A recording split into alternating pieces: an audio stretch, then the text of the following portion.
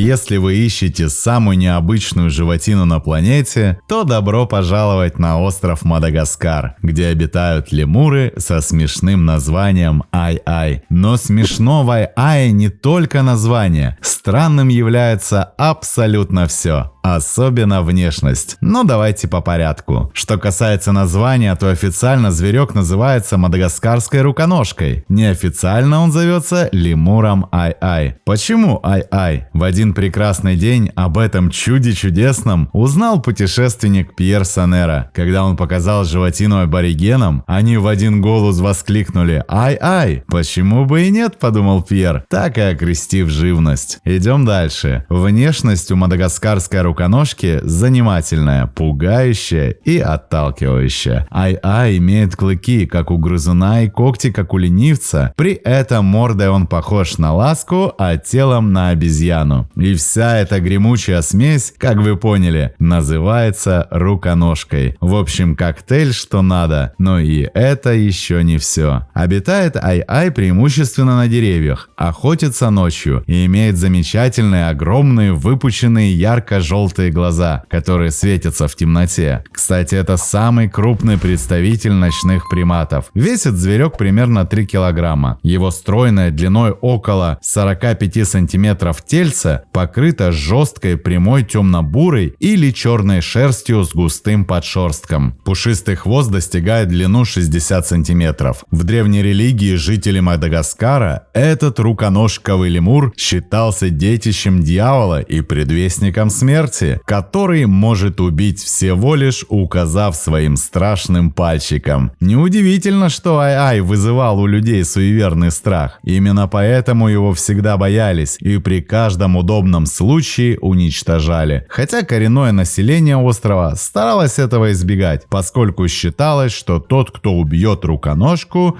через год и сам умрет. Тем не менее, уничтожать лемуров Ай-Ай продолжают и по сей день. Только это уже связано не с религией, а якобы с тем, что он представляет настоящую угрозу для сельскохозяйственных культур. Набеги на поля зверьки совершают, когда истощаются запасы их любимого лакомства – личинки жуков, которые они добывают в коре деревьев. А знаете, как он добывает себе еду? Вопрос этот весьма интересный. Пришло время поговорить о среднем пальце лемура. Нет, он не показывает его всем подряд, как это любят делать в фильмах. Дело в другом. Природа наградила мадагаскарскую руконожку длинными пальцами с особо выделяющимся средним, который тоньше и длиннее остальных. Причем имеются эти особенные пальцы только на передних лапах. Именно этим пальцем Ай-Ай стучит по дереву, слушая, есть ли там насекомые. Если они откликаются и оказываются обнаруженными, то странный примат клыками прогрызает в коре отверстие, куда и запускает свой магический палец, которым и достает вкусняшку. Главное, свое любимое лакомство – личинок жуков. Наши страшненькие лемуры, не в пример кошачьим лемурам, да и всем остальным приматам, самые настоящие одиночки. Они и живут, и охотятся сами по себе. Вместе Ай-Ай собирает лишь тогда, когда наступает пора любви. Да-да, ничего не чуждо даже самым отпетым интровертам. Какого-то определенного периода для продолжения своего руконожкового рода у них нет. Поэтому процесс этот начинается внезапно и тоже весьма оригинально. Самочка, готовая к любви, издает на весь остров душераздирающий пронзительный крик, на который тут же сбегаются самцы и начинают бороться за женщину своей мечты. Побеждает, конечно же, сильнейший. Но это совсем не мешает самочке спариваться с остальными. Несмотря на низкую социальную ответственность дам, размножаются эти лемуры довольно медленно. Ай-Айха приносит только одного детеныша раз в 2-3 года, после примерно 170-дневной беременности. Для малыша она устраивает специальное большое гнездо, выстланное мягкой подстилкой. Материнским молоком маленький Ай-Ай питается около 7 месяцев. Ну и после перехода на самостоятельное питание, малыш еще довольно долго держится с матерью. Самцы примерно до 1,